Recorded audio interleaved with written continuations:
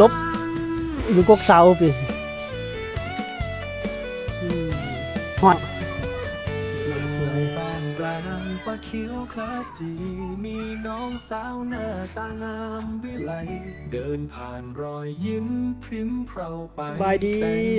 FC สบายดีผู้ชมทุกท่านเนาะพี่นี่พ่อกับบอจอยเส้นเก่าเส้นเคยพี่เดี๋ยวจะพาไปลิ้นมายามน้องเตียงพี่น้องสาวน้อยในชนบทโอเคเลยครับตัวสวยเลยสบายดี FC นะ สบายดี FC นะ สบายดี FC วะนี่ สบายดี FC โอ้ยมันนี่ลุกสวยเด้อพี่น้องเด้อว้าวสวยน้องเตียงพี่น้องสาวงามในชนบทวันนี้มาพบกับน้องคนสวยยิ้มแน่ยิ้มเบาๆนะโอ้ยแบบนี้พอแห้งแล้ว FC นี่เนาะพี่น้องสวย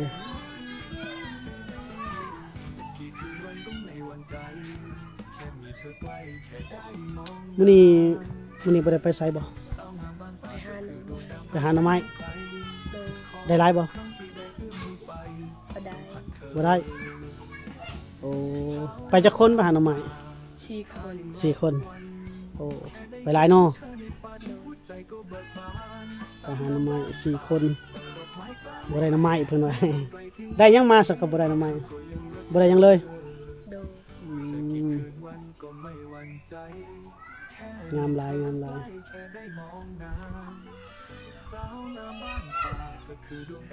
ตำแล้วเข้ามื้อนี้ ตามแล้วตำแล้วตำไวอะไรน้ำได้ตักเลยน้ำ ตักแล้ว เอ้าไปตักตอนไหนอีกน้ำนี่ เราจะให้พาไปตักน้ำเนี่ยไปตักตอนไหนน้ำโดนแล้วตักแต่เช้านี่บ่ตักแต่มื้อเช้านี่เนาะ โอ้ยเพิ่นอายเพิ่นเอาโอ้ยสวยขนาดเพิ่นเอาสุดยอดงามแบบนี้นี่ FC หลายแล้วบัดนี้ให้ถ่ายดูเด้อเดี๋ยวปั่นเป็นนางเอกเบอร์ 1เลยเดี๋ยวมี FC เพิ่นซอยดอกเดี๋ยว FC เพิ่นก็ฝากเครื่องฝากของฝากเงินมาไปซื้อเครื่องนุ่งงามๆเนาะ โดย น้องเตียงนี่เมื่อก่อนนี่เพิ่นน้อยใจได้เห็นบ่จอยมาแจกเสื้อผ้าแล้วเพิ่นบ่ได้พี่น้องเอ้ยเมื่อก่อนบ่ได้ถ่ายน้องเพิ่นเด้เพิ่นก็แล่นไต้แล่นเนื้อแบบนี้แหละแล่นแล้วเพิ่นน้อยใจโอ้ยบ่จอยบ่เอาให้เฮาเนาะว่าก็บ่จอยบ่ได้ถ่ายเด้ก็บ่ได้แต่เนาะก็เพิ่นก็ลบบ่จอยอยู่บัดนี้บ่ลบเด้อบัดนี้เด้อถ่ายดูๆเดี๋ยวมี FC หักแพงเด้อ โดย โอ้สวยโอ้แต่งแบบนี้เสือพออยากถ่ายดูอยู่เนาะ โอ้เสียดายบ่ได้เอากล้องใหญ่มามื้อนี้ค้างไว้ก่อนปิดหนี้ไว้ก่อน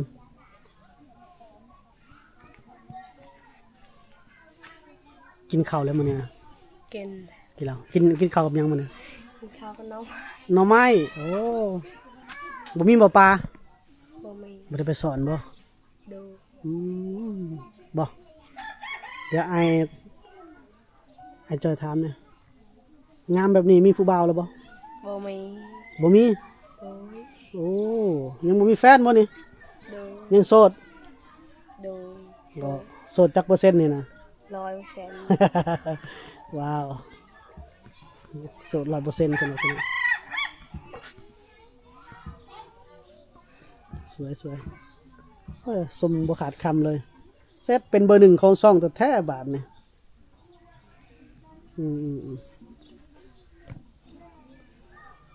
ฮอดเนาะมื้อนี้เนาะ โดย เฮ็ดได้นี่พาอายไปเลาะบ้านเอาเนาะบ่ได้เฮ็ดหยังเลยเนาะกล้าอยู่ว่าพาเลาะบ้านนี่หรือว่าอายเขา พาย่างเลาะบ้านน้องเปลี่ยนอยู่เฮือนบ่มื้อนี้น้องเปลี่ยน อยู่เฮือน อยู่เฮือนบ่ โดย จะได้เฮาไปเล่นเฮือนเราเนาะเดี๋ยวไปเล่นเฮือนน้องเปลี่ยนเอาจักเราอาบน้ำแล้วบ่เฮาสิพากันไปเล่นเฮือนน้องเปลี่ยนเนาะไปบ่ น้อง เพิ่นต้องเปลี่ยนอยู่เทิงพุ่นพี่น้องเอ้ยให้เราพาเลาะบ้านเลยตำข้าวก็บ่ได้แล้วแต่งตัวสวยปานนี้เนาะเฮ็ดหยังก็บ่ได้แล้วพี่น้องอุ้ยฝนสิตกเลยเด้อน้องเตียงพาเลาะบ้านเพิ่นพี่น้องนี่หมู่บ้านเพิ่นบ่อนตำข้าวตำน้ำให้น้องเตียงมาพี่ก่อนย่างมาพี่ก่อนโอ้เอาแพรตุ้มข้างในแล้วบัดนี้พี่น้อง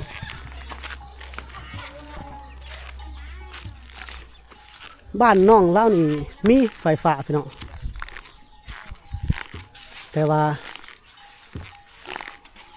บางคนก็ยังตำเข่าอยู่โอ้มาแต่ไสนี่สักเอาให้โอ้ปุ๊โอ้น้องซาเด้พี่น้องน้องซามาแต่หามน้ำ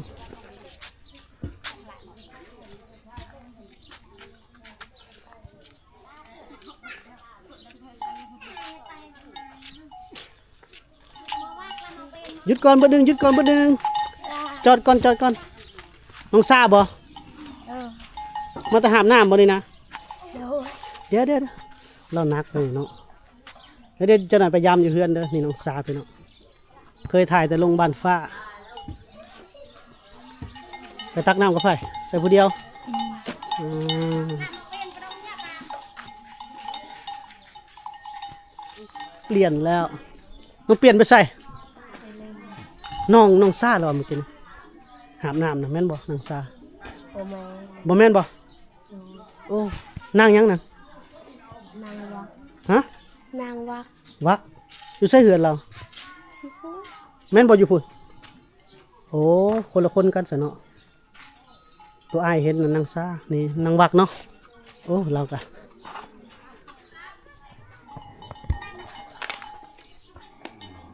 คนไล่ง้อควายมาพี่น้องโอ้หลานน้อยกำลังไปหาบน้ำหาบไก่เสร็จบ่เห็นซ้ำน้องเปลี่ยนนะบ่เห็นแล้วเขากลับคืนแล้วกันบ่เห็นเนาะถ่ายแล้วบ่ฮ้อนบ่พี่มาพี่ก่อนนี่มายืนอยู่พี่นี่หมู่บ้าน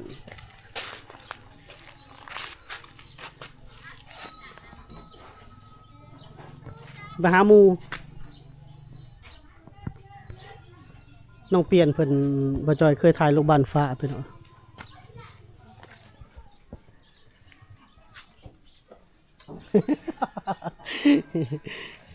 ลบอยู่กกเสาพี่ฮ้อนเด้นี่เนาะฮ้อนบ่มาหาเนาะมาหาหมู่อีกผู้หนึงก็บ่เห็นซับพี่น้องจักไปลิ้นทางใดล่ะ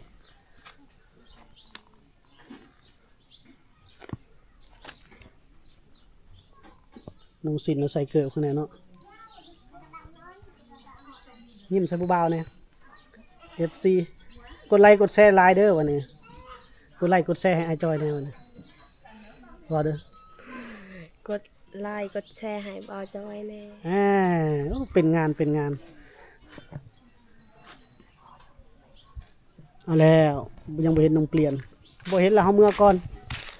เราจังแวะขึ้นมาใหม่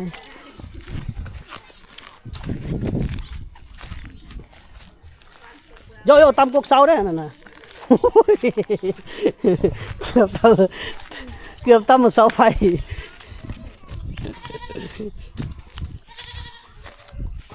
เกือบตำเสาไฟไปลึกกว่าแนมไปยังไว้ฮอดยังเร็วเมื่อถ่ายอยู่เพื่อน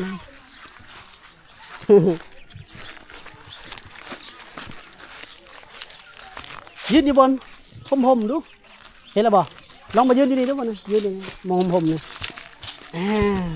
หันมาโอ้กล้องผมมืดเสียเนาะกล้องเขานะเดี๋ยวลองโทรศัพท์เบิ่งโอ้ก็บ่ค่อยงามไปมือเฮือนดีกว่า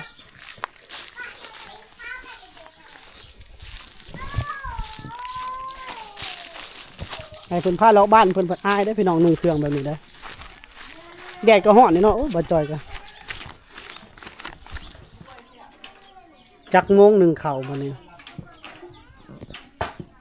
1ข้าวอยู่บ่มื้อนี้ หนึ่งเลย 1แล้วแหละ อ้าวสมมาหนึ่งไวเถอะเนาะ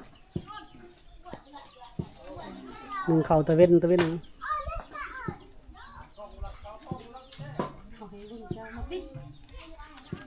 แถวนี้หนึ่งเข่าตะเว้นในพี่น้อง2 โมงนี่หนึ่งเข่าสุกแล้วเนาะบ่ได้คือแถวบ้านเฮาได้5 โมงจะหนึ่งเข่ามื้อแรงนี่กินหยังมื้อแรงนะได้หยังกินมื้อแรง มีฮันเกน บ่มีอาหารกินแล้ว กินกับหน่อไม้อีกเนาะ โดย เก็บพัก เสียงคอยได้น้องเพิ่นน่ะ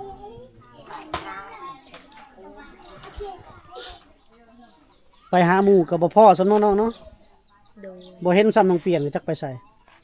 จักคนหมู่อยู่แม่นยุงกัดแล้วบ่คือคันหนึงยก จักคนหมู่ในบ้านนะจักคนหมู่เจ้ามีเนาะมีนางยังแหน่หมู่นะบ่เลยมีนางยังแหน่มีนางยังแหน่หมู่เจ้าชื่อบ่ชื่อเพิ่น บ่ลายังบ่ทันได้เก่งเบิ่งยุงกัดบ่ยุงในไสกัดมีฮอดยุงบ่มีบรรยากาศข้างบ้านน้องเพิ่นนั่นนี่พี่น้องอยู่หันมีเด็กน้อยหลายแบบเด็กน้อยบ่ได้ใส่เสื้อผ้าแหละบ่จอยก็เลยเอามาพี่น้องพี่น้องเนาะเอาน้องเตียงนี่ไปประกบคู่กับน้องใจเนาะ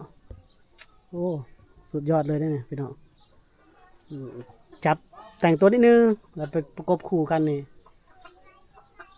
ปังเลยน้องพี่น้องเนาะเดี๋ยวบ่จอยสิหาเวลาก่อนเพราะว่าน้องใจช่วงยังซักเขาให้ไปเนาะไปนำกันเนาะไปนำอ้ายปลอดภัยหายห่วงเดี๋ยวปั้นเป็น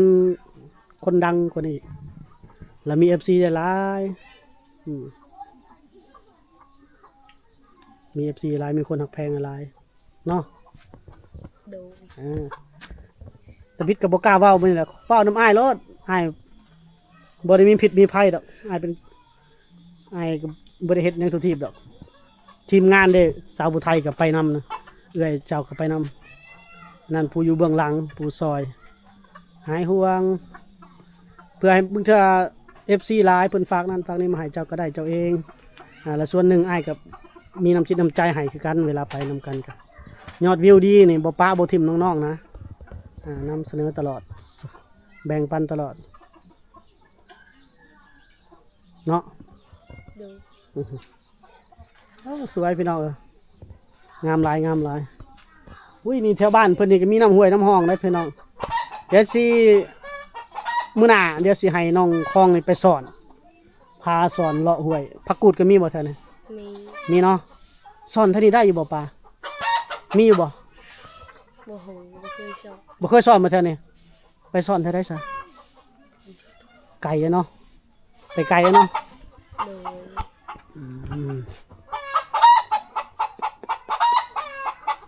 เดี๋ยวพี่น้องอันนี้เฮือน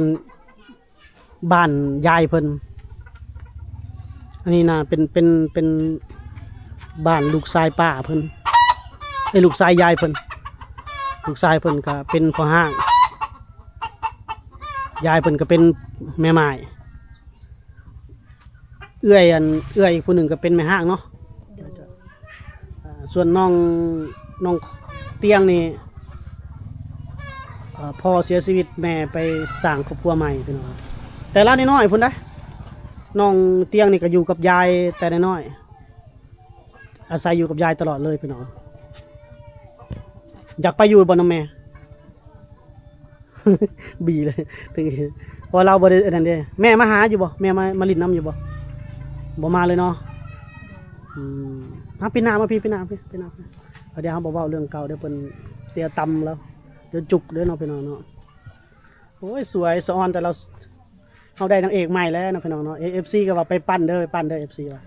FC บอกให้มาถ่ายแล้วเนี่ยอาจจะมาต่อนะแน่ยิ้มใส่ FC นะโอ้มีรักยิ้มมีได้อพี่น้องเอ้ยตายคัก FC เฮาเนี่ยขนาดบอจอยนี่ผู้อยู่ใกล้เนี่ยก็โอ้ยน้องพี่น้องเป็นตะแพงกระดอก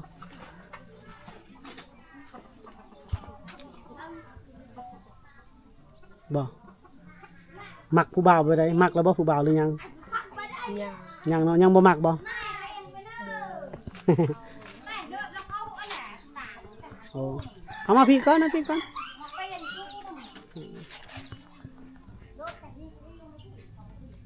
พี่ปิ้นหน้ามาพี่ปิ้นหน้าพี่หันหน้าพี่เพิ่นนี่มาอันถ่ายอยู่มุมนี่ปัดมันยุ่งบ่หรือยังกัดน้องเพิ่น สวยพอดีเป็นตะแพงพี่น้องตะมุตะมิเพื่อสิได้นางเอกบ่แม่นง่ายๆคนไปคนมานี่พี่น้องเดี๋ยวจับถ่ายดุๆดอกพี่น้องปั้นดุๆนะดังเลยไปประกบคู่กับน้องใจเนี่ยว่าให้คักแล้ว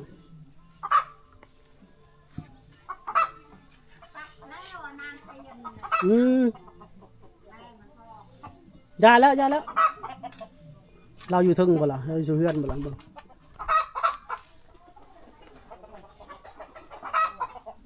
เอ้าคือทรงเงาๆบัดนี้คือเงา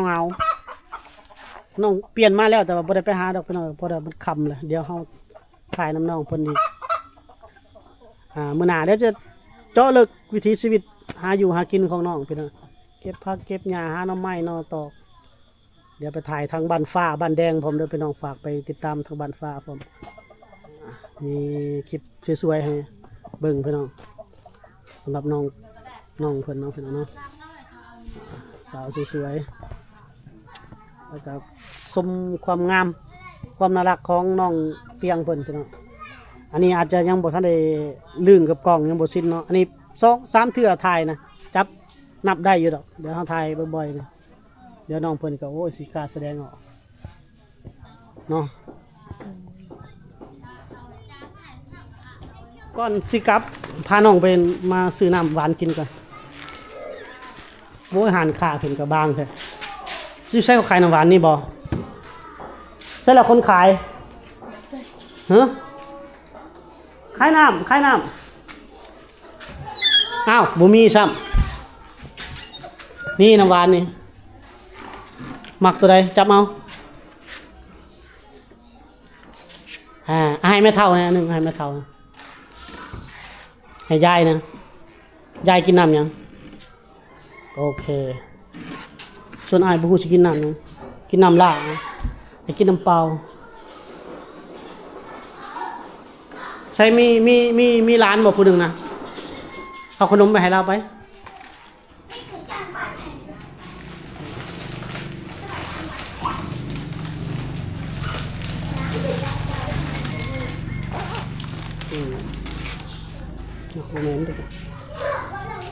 นี่น้ำขนม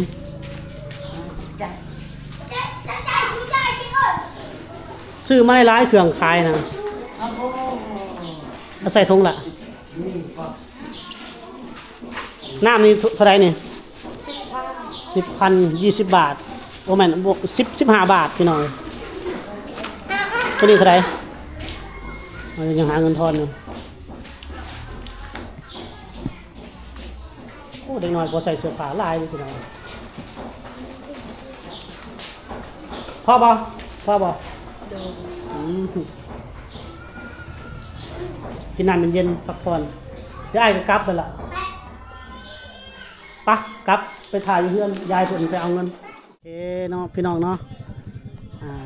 ประมาณนี้ก่อน EP นี้เนาะมื้อหน้าจังมายามใหม่เมื่อไหร่เนาะโดยสำหรับ EP นี้เฮาสิจบไปสำนี้พี่น้องฝาก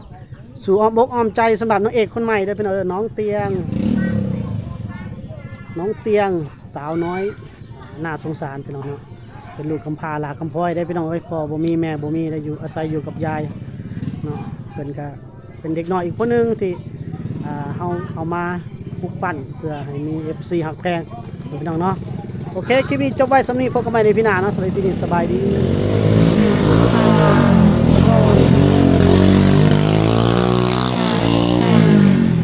บ้าสบายดีอยู่เนี่ย สบายดี บายบาย บ๊ายบาย